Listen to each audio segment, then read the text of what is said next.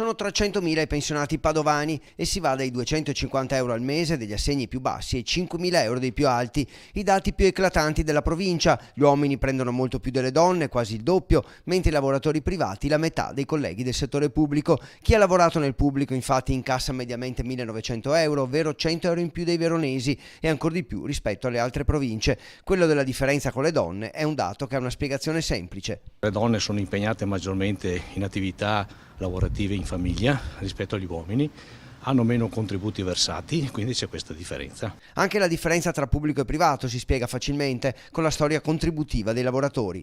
La carriera lavorativa di un dipendente pubblico è più garantita rispetto a quella del privato, nel senso che il privato subisce più licenziamenti, più rapporti di lavoro, più part-time e di conseguenza c'è questa differenza anche sul versante pubblico-privato. In generale le pensioni sono medio-basse, insomma, tranne qualche punta verso l'alto, ma si tratta di soli 4.500 padovani che prendono oltre i 5.000 euro, le cosiddette pensioni d'oro, e quota 100 rischia di creare dei disservizi. Creerà parecchi problemi, soprattutto sul versante delle pubbliche amministrazioni, perché molti lavoratrici e molte lavoratrici e molti lavoratori usufruiranno di questa opportunità, ma si creerà un vuoto perché prima di avviare i concorsi per il turnover ci vorrà almeno un anno. Tutte le pensioni, anche le più alte, hanno riduzioni dal 20 al 40% per la pressione fiscale. Perché quelle pensioni sono il risultato, il frutto dei versamenti contributivi, nel senso che l'INPS, in base ai contributi versati, riconosce una determinata percentuale in pensione.